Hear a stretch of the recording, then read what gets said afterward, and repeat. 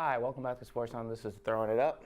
I'm Justin. This is Daniel. We're going to talk about what's going on in the NBA so far. So, Daniel, last Thursday we had the NBA trade deadline. Really hectic day throughout the NBA. Huge ramifications for title contention and playoff picture. Let's start off with the Cavs. They pretty much overhauled their roster, sending out 6 players: Jay Crowder, Isaiah Thomas, Derrick Rose. They brought in Rodney Hood, Jordan Clarkson, Larry Nance Jr., George Hill. What do you make of what they're doing, what their plan is going forward for these last 29, 30 games before the playoffs? Well, I think they really improved the roster. They brought in Rodney Hood, who's a good wing and actually one of the better three-point shooters in the league. He's very good. And they also brought in Jordan Clarkson, who's a good guard who can score, who is probably going to split some time with George Hill, who they also acquired, who's a pretty solid player. And Larry Nance Jr. should provide some minutes as a power forward as well.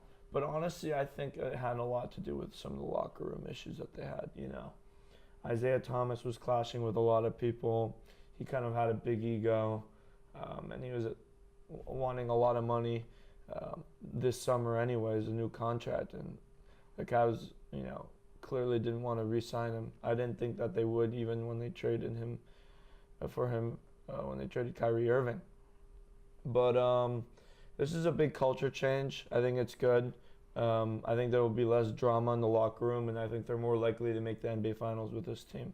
But it really goes back to the Kyrie trade.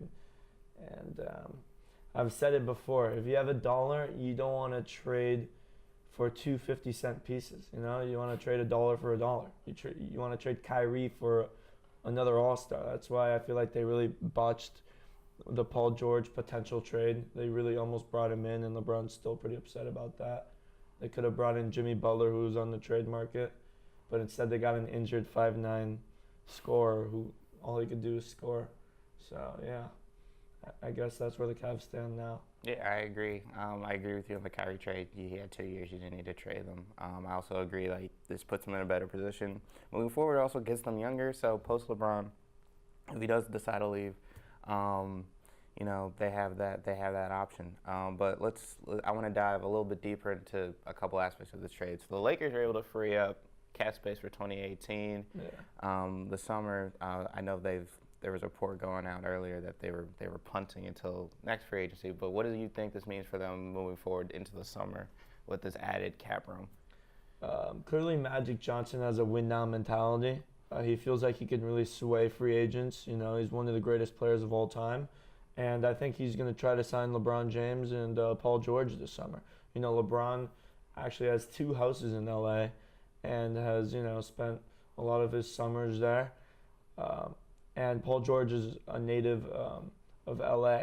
So I feel like Lakers management really thinks they have a chance to sign them.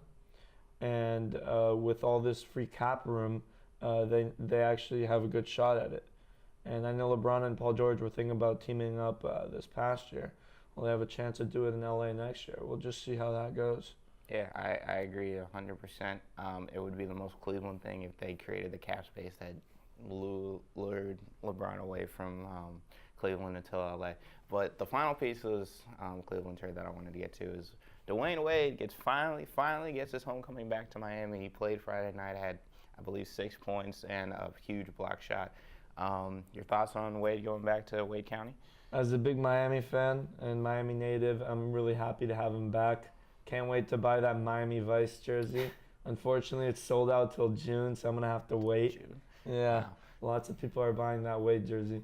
And on a basketball standpoint, I think he's not only going to bring leadership to that locker room, but he's also going to provide a good scoring boost off the bench and a guy that you could give the ball to in the clutch.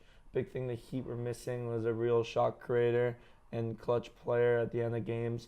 Dwyane Wade was sort of that guy before he got injured for the rest of the year. But now we're going to have Wade definitely playing in the clutch moments of games. And hopefully, making some clutch shots for us as we try to make the postseason this season. Yeah, I agree. Wade was my favorite player growing up. Flash is his nickname.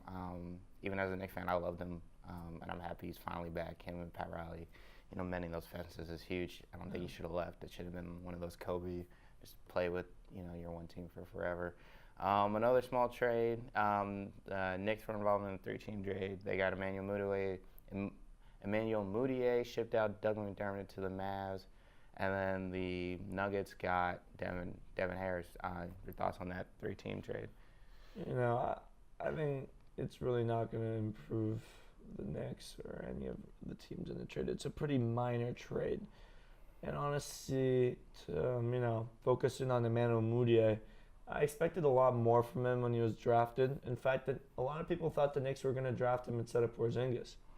And, fans kind of wanted him. And they booed Porzingis, obviously, and now look how that turned out. He's their best player and an all-star.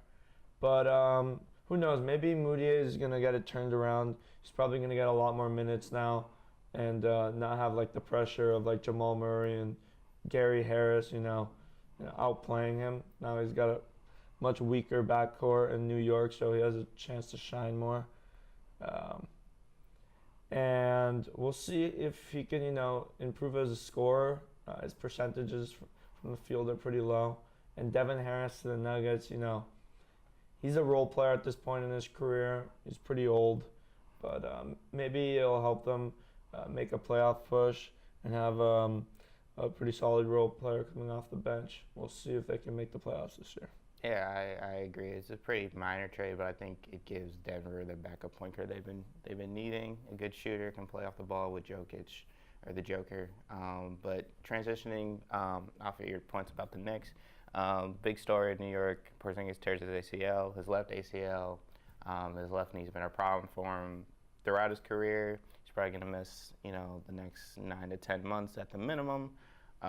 Your thoughts on his injury, his ability to come back, and what you think a team like New York should probably look to do in his absence? I mean, the Knicks are really in a tough spot. You're kind of in no man's land. You're not bad enough to get a really high pick. You're not good enough to make the playoffs, even when Porzingis was healthy.